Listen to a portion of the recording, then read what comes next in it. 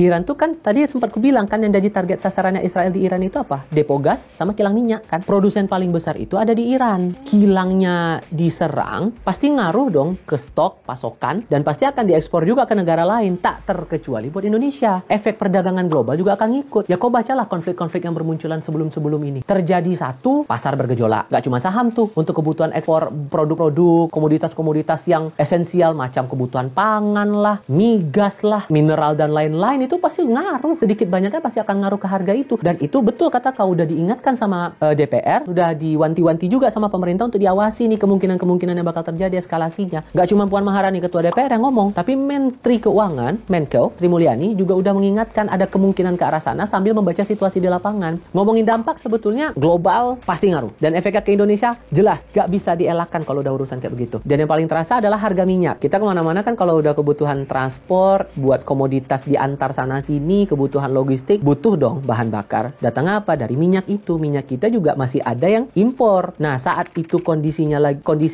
eskalasi konfliknya makin memanas, distribusi logistiknya, distribusi komoditasnya terhenti, ngaruh ke permintaan, ngaruh ke kebutuhan, ngaruh lagi ke harga. Nanti udah nggak harga ke pihak perusahaan atau yang berhak bertanggung jawab atas komoditas itu berpengaruh, nanti ujung-ujungnya ngaruh ke bawah. Konsumen yang akan merasakan dampaknya. Kan kayak gitu. Udah harga minyak dunia bisa berpotensi melesat, bahkan dalam beberapa hari terakhir juga udah kelihatan gara-gara eskalasi konflik ini, posisi Israel dan Iran yang ada di kawasan Timur Tengah jadi titik awal juga nih tersendatnya alur logistik global. Ya kau paham lah, Timur Tengah wilayah penghasil minyak paling besar di dunia ini. Lautnya jalur utama perdagangan. Kalau udah terganggu satu, saya sudah Assalamualaikum. Udah kayak gimana tuh mengatur cari jalan lain, jalur alternatif lain sementara eskalasinya makin menjadi-jadi. Jadi semuanya satu gaduh juga ikutan yang lain. Efeknya efek yang lain juga. Efeknya kemana? Ekonomi global. Ngaruh lagi kan. Perang Israel-Iran ini udah bikin harga minyak tuh kalau yang terakhir ku catat tuh naiknya tuh 9% bahkan.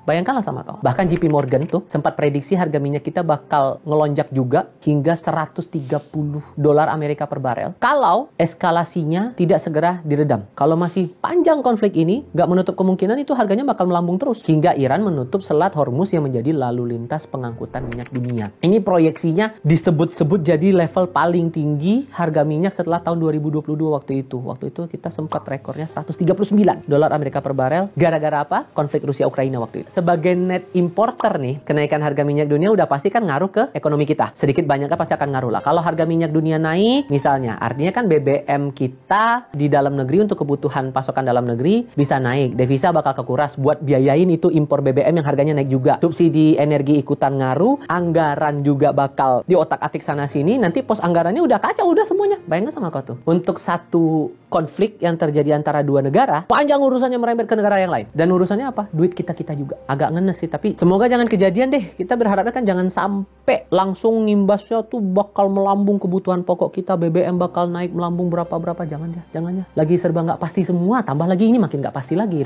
ekonomi kita. Dan akhirnya kan ngaruh lagi ke konsumen kayak aku bilang. Harga subsidi bakal naik, daya beli masyarakat turun, saat BBM-nya naik, terutama mereka yang terlibat dalam penyaluran logistik kebutuhan pangan, kebutuhan pokok, pasti anggaran buat mereka distribusi naik lagi kan. Naik lagi anggaran distribusi, ngaruh ke harga barang. Udah aja, kacau semuanya tuh. Selain itu, risiko geopolitik yang makin intens sekarang juga dorong aliran investasi asing keluar dari negara berkembang, termasuk Indonesia juga bakal ngaruh. Investor pilih aset yang lebih aman, kayak emas atau dolar Amerika. Nah, ujung-ujungnya yang dikhawatirkan apa? Melemah lagi kurs rupiah kita. Waktu itu sempat kan pernah tembus 17.000, hampir 17.000 bahkan kan. Kalau sempat lagi gara-gara ini, entahlah, nggak tahu. Walaupun sebetulnya dalam beberapa kondisi waktu itu kan kita sempat hampir menyentuh angka 17 ribuan itu, dan pemerintah menyebut kondisinya masih terkendali. Nah, kalau kondisinya lagi ada konflik seperti ini, ngejaminnya kayak gimana? PR lagi. Waduh, entahlah, aku pun bingung responnya mau gimana. Itu satu hal. Sampai Menteri Keuangan kita, Bu Sri Mulyani, bilangnya kayak gini, pemerintah tetap menjaga postur fiskal yang ekspansif untuk meredam dampak eksternal itu. Ada jaminan. Kita berharap sih emang bisa terkendali kondisi ini dengan APBN kita yang ada sekarang. Sekarang tuh dibilang sama pemerintah lagi dioptimalkan APBN tuh untuk jadi shock absorber, peredam kejut lewat banyak kebijakan, restitusi pajak, dunia usaha, stimulus UMKM, program dukungan sektor padat karya, perumahan, otomotif, tambah stimulus-stimulus yang udah disebutkan sama pemerintah waktu itu untuk menjamin daya beli masyarakat itu tetap terjaga di tengah berbagai kondisi yang serba nggak pasti kayak sekarang ini. Belanja negara diarahkan untuk keberlanjutan program prioritas, ditambah lagi untuk melindungi daya beli masyarakat itu tadi. Nah, di sisi lainnya juga ada upaya untuk menjaga agar BPI dan Antara ini bisa tetap mendorong daya saing dan efisiensi asetnya mereka. Jadi investasi tetap jalan, ekonomi kerakyatan tetap berjalan sebagaimana mestinya di tengah kondisi konflik yang ada sekarang. Udah banyak upaya dari situ, dan pemerintah bahkan sampai menegaskannya kayak gini, bakal pantau terus dinamika globalnya dan bakal menyesuaikan kebijakan fiskal secara adaptif di tengah kondisi yang lagi dar-der-dor kayak begini, dan memastikan juga bahwa stabilitas ekonomi di negara kita masih tetap aman, masih tetap terjaga sampai kondisinya berharap segera mereda. Karena kan kepastian kondisi geopolitik ini kan juga jadi jaminan buat banyak orang kondisinya tenang. Saat kondisinya benar-benar kondusif, ekonomi bisa berjalan dengan aman juga dong. Itu jaminannya. So, sepanjang itu